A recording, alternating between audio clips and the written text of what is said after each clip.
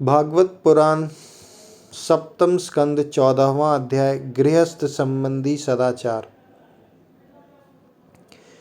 राजा युधिष्ठिर ने पूछा, देवर्षि नारद जी, मेरे जैसा गृहासक्त गृहस्थ बिना विशेष परिश्रम के इस पद को किस साधन से प्राप्त कर सकता है? आप कृपा करके मुझे बतलाइए।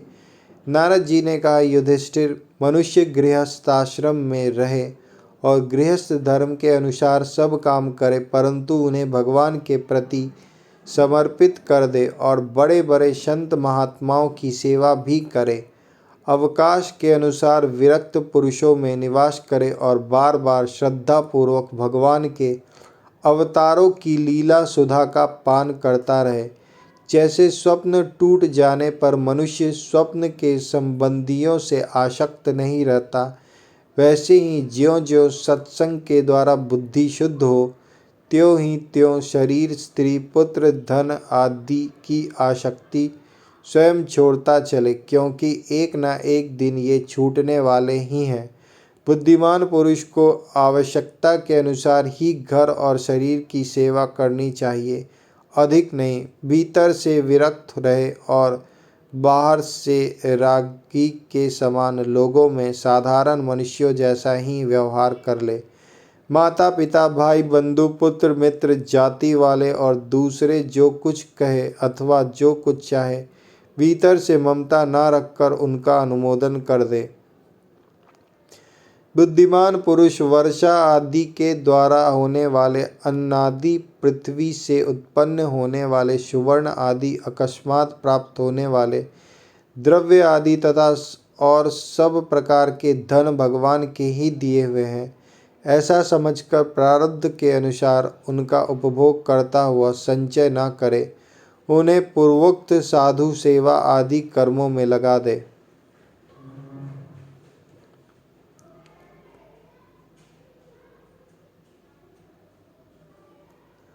मनुष्यों का अधिकार केवल उतने ही धन पर है जितने से उनकी भूख मिट जाए। इसमें अधिक संपत्ति को जो अपनी मानता है वह चोर है, उसे दंड मिलना चाहिए। हरिण, ऊंट, गधा, बंदर, चूहा, सरीसृप, रेंगने चलने वाले प्राणी, पक्षी और मक्खी आदि को अपने पुत्र के समान ही समझे। उनमें और पुत्रों में अंतर ही कितना है। गृहस्थ मनुष्य को भी धर्म, अर्थ और काम के लिए बहुत कष्ट नहीं उठाना चाहिए, बल्कि देश काल और प्रारब्ध के अनुसार जो कुछ मिल जाए उसी से संतोष करना चाहिए। अपनी समस्त भोग सामग्रियों को कुत्ते, पतित और चांडाल पर्यंत सब प्राणियों को यथा योग्य बांटकर ही अपने काम में लाना चाहिए। और तो क्या, अपनी स्त्री को भी, जिसे मनुष्य समझता है कि यह मेरी है, अतिथि आदि की निर्दोष सेवा में नियुक्त रखे। लोग स्त्री के लिए अपने प्राण तक दे डालते हैं, यहाँ तक कि अपने माँ बाप और गुरु को भी मार डालते हैं। लोग स्त्री के लिए अपने प्राण तक दे डालते हैं, यहाँ तक कि अपनी माँ बाप और गुरु को भी मार डालते हैं। उस स्त्री पर से जिसने अपनी ममता हटा ली, उसने स्वयं नित्य विजयी भगवान पर भी विजय प्राप्त कर ली। यह शरीर अंत में कीड़े, विष्ठा या राख की ढेरी होकर रहेगा। कहाँ तो यह तुच्छ शरीर और इसके लिए जिसमें आसक्ति होती है वह स्त्री, और कहाँ अपनी महिमा से आकाश को भी ढक रखने वाला अनंत आत्मा। गृहस्थ को चाहिए कि प्रारब्ध से प्राप्त और पंच यज्ञ आदि से बचे हुए अन्न से ही अपना जीवन निर्वाह करे। जो बुद्धिमान पुरुष इसके सिवा और किसी वस्तु में स्वत्व नहीं रखते, उन्हें संतों का पद प्राप्त होता है। अपनी वर्णाश्रम विहित वृत्ति के द्वारा प्राप्त सामग्रियों से प्रतिदिन देवता, ऋषि, मनुष्य, भूत और पितृगण का तथा अपने आत्मा का पूजन करना चाहिए। यह एक ही परमेश्वर की भिन्न भिन्न रूपों में आराधना है।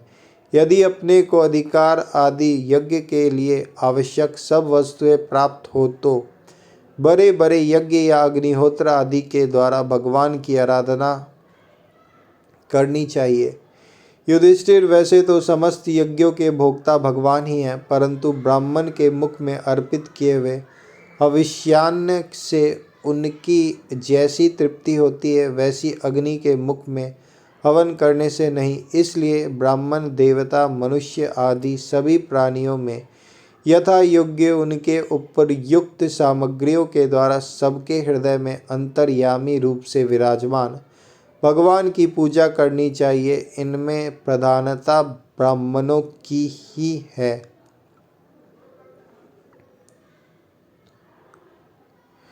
धनी द्विजों को अपने धन के अनुसार आश्विन मास के कृष्ण पक्ष में धनी द्विजों को अपने धन के अनुसार आश्विन मास के कृष्ण पक्ष में अपने माता पिता तथा उनके बंधुओं, पितामह, मातामह आदि का भी महालय श्राद्ध करना चाहिए।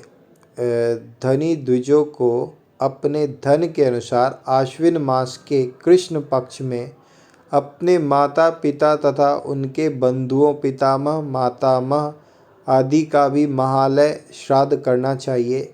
इसके सिवा अयन, कर्क एवं मकर की संक्रांति, विषुव, तुला और मेष की संक्रांति, व्यतिपात, दिन क्षय, चंद्र ग्रहण या सूर्य ग्रहण के समय, द्वादशी के दिन, श्रवण, धनिष्ठा और अनुराधा नक्षत्रों में वैशाख शुक्ल तृतीया, अक्षय तृतीया, कार्तिक शुक्ल नवमी, अक्षय नवमी,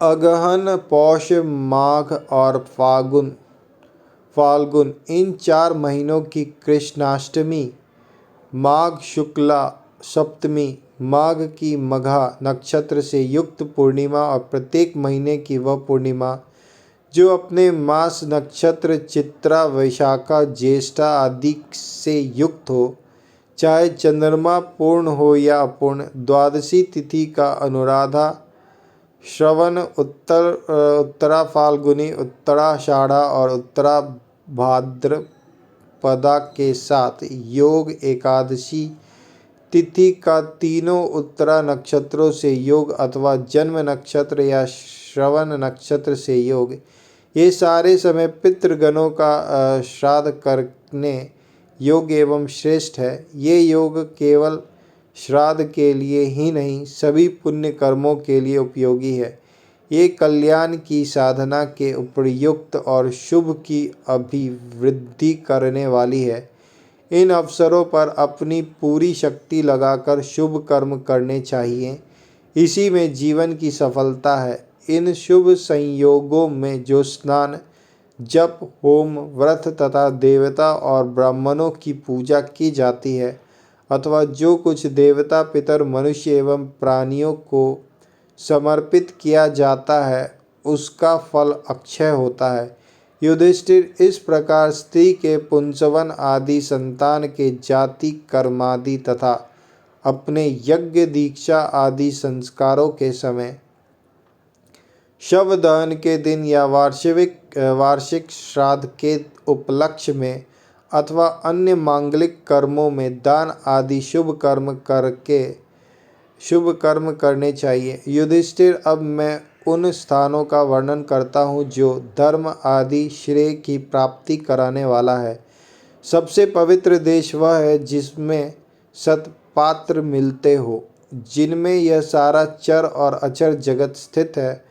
उन भगवान की प्रतिमा जिस देश में हो, जहाँ तप, विद्या एवं दया आदि गुणों से युक्त ब्राह्मणों के परिवार निवास करते हों तथा जहाँ जहाँ भगवान की पूजा होती हो और पुराणों में प्रसिद्ध गंगा आदि नदियाँ हो, वे सभी स्थान परम कल्याणकारी हैं। पुष्कर आदि सरोवर, सिद्ध पुरुषों के द्वारा सेवित क्षेत्र, कुरुक्षेत्र, गया, प्रयाग, पुलहाश्रम, शालग्राम क्षेत्र, नैमिषारण्य, फाल्गुन चित्र, सेतुबंध, प्रभास, द्वारका, काशी, मथुरा, पंपासर, बिंदु सरोवर, बद्रिकाश्रम, अलकनंदा, भगवान सीता राम जी के आश्रम, अयोध्या, चित्रकूट आदि, महेंद्र और मलय आदि समस्त कुल पर्वत और जहाँ जहाँ भगवान के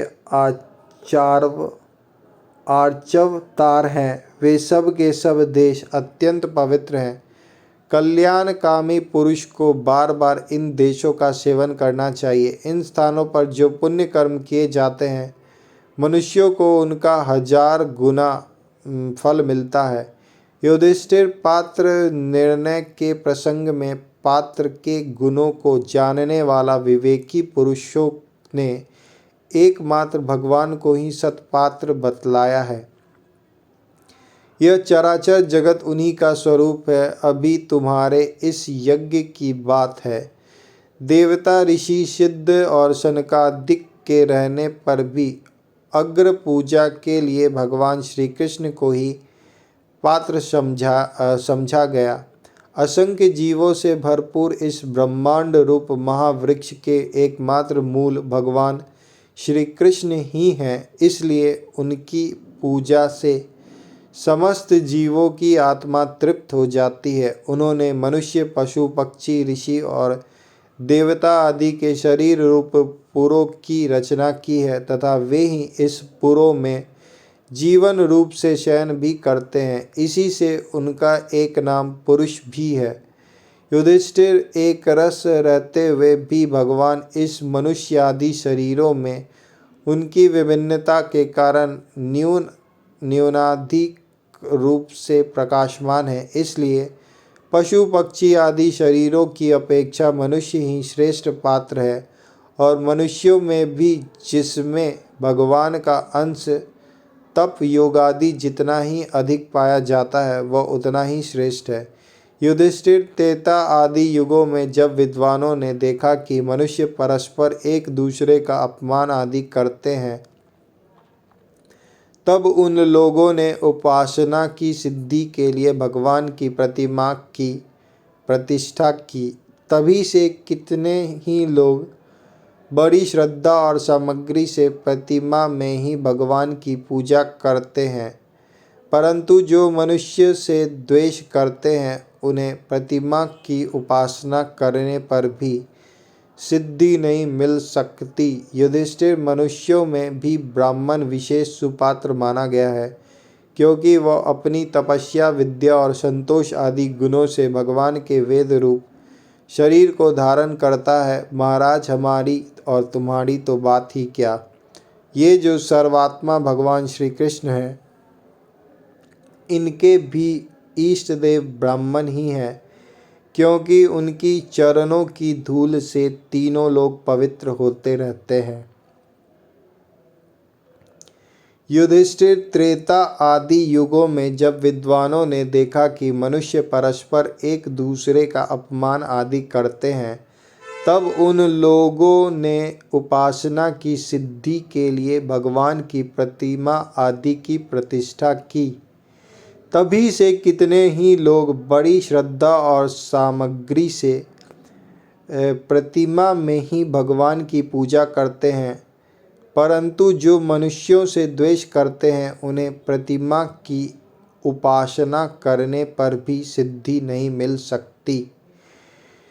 युधिष्ठिर, मनुष्यों में भी ब्राह्मण विशेष सुपात्र माना गया है, क्योंकि वह अपनी तपस्या, विद्या और संतोष आदि गुणों से भगवान के वेद रूप शरीर को धारण करता है। महाराज, हमारी और तुम्हारी तो बात ही क्या, ये जो सर्वात्मा भगवान श्री कृष्ण हैं, इनके भी इष्ट देव ब्राह्मण ही हैं, क्योंकि उनके चरणों की धूल से तीनों लोग पवित्र होते रहते हैं।